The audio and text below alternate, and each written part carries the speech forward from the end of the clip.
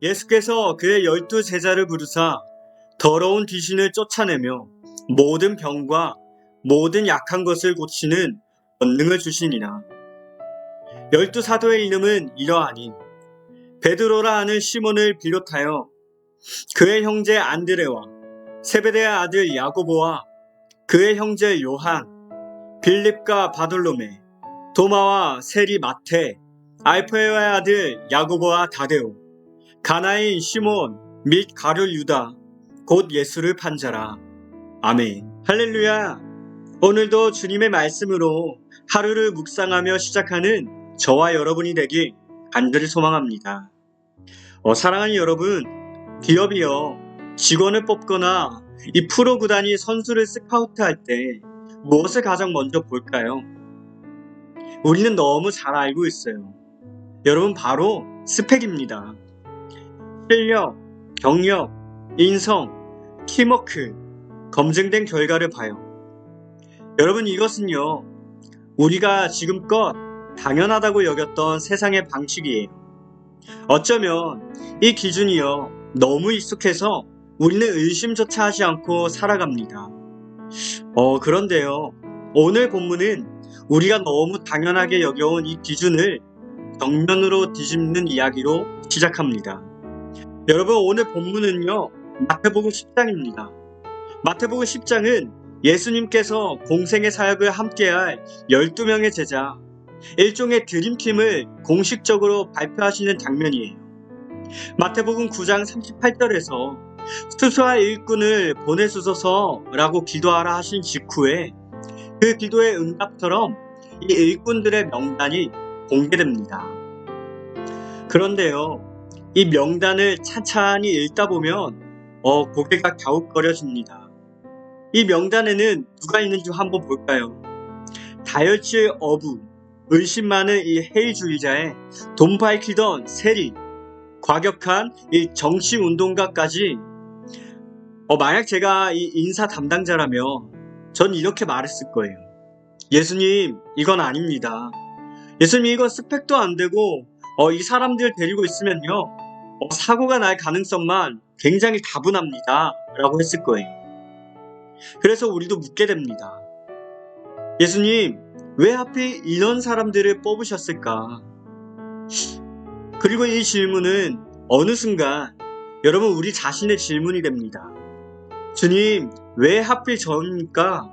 저보다 더 잘난 사람도 많은데 왜 부족한 저를 이렇게 부르십니까? 여러분, 이 제자들에게는 큰 위험이 있었어요. 단순히 능력이 부족하다는 데 있지 않았습니다. 더 깊은 위험은 바로 함께할 수 없어 보이는 이 사람들이요, 한 공동체로 묶였다는 거예요. 본문 3절과 4절을 보십시오. 세리 마테와 가나인 이 시몬이 등장합니다. 가나인은 여러분, 지역명이 아니라 헬라어로는 이 젤로테스, 로마에 맞서 무력 투쟁을 하던 당시의 열심 당원을 뜻해요. 그들이 가장 증오하던 대상이 누구였나요? 맞습니다. 바로 로마에 협력하던 이 세리였어요. 그런데 지금 예수님은 원수를 이 같은 공동체로 부르셨습니다. 이건 마치 적과 원수 사이를 한 방에 넣고요, 너희는 이제 형제다 라고 선언한 것과 같아요. 이것이 가능한가요?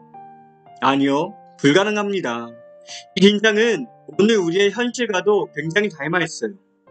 나 자신의 부족함 때문에 이 생기는 내적 갈등, 도저히 이해되지 않는 사람 때문에 생기는 이 외적 갈등. 하나님, 저 사람만 없으면 내가 이 신앙생활을 잘할 수 있을 것 같은데요 하면서요, 이 불편한 긴장과 위험이 바로 오늘 본문에서 이야기하고 있는 현실입니다. 왜 이것을 알아야 할까요? 왜냐하면 부르심을 오해하면요, 공동체는 은혜의 자리가 아니라 평가와 정죄의 자리가 되기 때문입니다. 여러분, 1절을 보면요, 이렇게 시작합니다. 예수께서 그의 12제자를 부르사, 여기서 부르다는 말은 멀리서 이름만 부르는 말이 아니에요. 헬라어로는 프로스칼레오마이라는 단어를 쓰는데요, 이 말의 가까운 의미는 지금 모습 그대로 내 곁으로 와라 라는 겁니다. 세상의 방식은 말합니다. 준비되면 와라. 자격이 증명되면 합류해라. 하지만 예수님의 방식은 달랐어요. 먼저 내 옆에 서라는 겁니다. 그래서 베드로는 여전히 다혈질이었고 마태는 여전히 손가락질 받는 사람이었지만 예수님은 그들을 평가하지 않고 곁으로 부르셨습니다. 제자가 된 이유는 그들이 준비됐기 때문이 아니라 예수님이 부르셨기 때문입니다. 자격은 조건이 아니라 부르심 이후에 만들어지는 열매이기 때문이에요. 이어서 본문은 말합니다. 권능을 주시니라. 이 말은요, 조금씩 나눠주셨다는 뜻이 아니에요. 이미 완전히 주셨다는 말입니다. 예수님은 결코 성장을 바라지 않으셨어요. 조금 더 훈련받아라. 실수 안 하면 그때 주겠다. 이런 말이 아닙니다. 예수님은요, 부르신 그 순간에 당신의 권위와 능력을 선물처럼 입혀주셨어요. 능력이 있어야 부르심을 받는 게 아니라 부르심을 받았기 때문에 여러분 능력이 따라오는 거예요. 그래서 제자들은 이 완벽해서 사역한 것이 아니라 사역하면서 자라갔습니다. 1절에서 예수님은 그들을 제자, 배우는 사람이라 부르십니다. 그런데 2절에서는 사도, 보내심을 받은 사람이라 부르십니다. 이건 단순한 호칭 변화가 아니에요. 그들이 갑자기 성숙해졌기 때문도 아닙니다. 여전히 실수하고요, 다투고요, 이해하지 못하는 상황에 놓입니다. 그런데도 이름이 바뀐 이유는 여러분 단 하나예요. 예수님이 그들을 자기 곁에 두셨기 때문입니다. 그래서 이 시몬과 마태가 같은 식탁에 앉을 수 있었어요. 서로를 이해해서가 아닙니다. 성격이 맞아서도 아니에요. 그저 예수님이 둘 다 부르셨기 때문입니다. 사랑하는 여러분, 12제자는 위인의 이야기가 아닙니다. 이것은요, 그저 은혜 받은 자들의 대표적인 모습이에요. 예수님은 완성된 사람을 부르신 것이 아니라 부르신 사람을 완성으로 이끄시기 때문입니다. 여러분, 가룟 유다의 배신도, 이 베드로의 예수님을 부인했던 사건도 예수님은 다 아셨어요. 다 아신 채로 그들을 부르셨고 십자가에서 그들의 죄뿐 아니라 우리의 자격지심까지도 함께 지셨어요.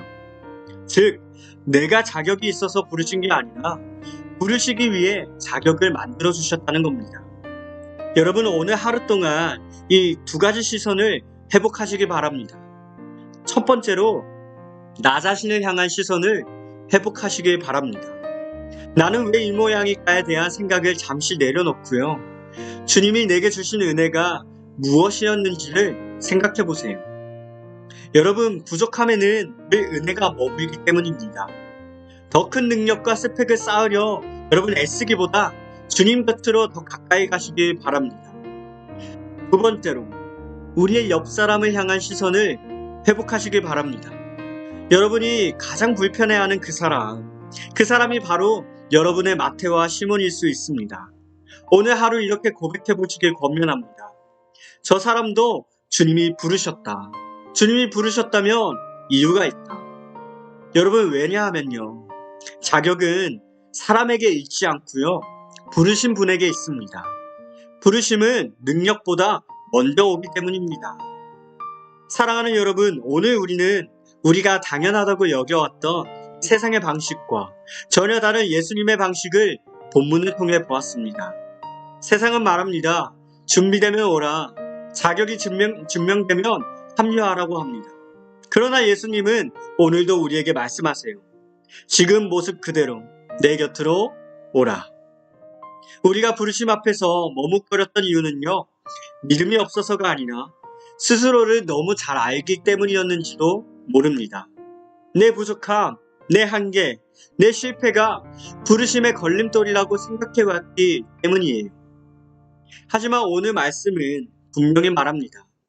자격은 사람에게 있지 않고요, 부르신 분에게 있다는 겁니다. 부르심은 능력보다 먼저 와요. 이제 더 이상 아직은 아닙니다 라고 뒤로 물러서지 마십시오.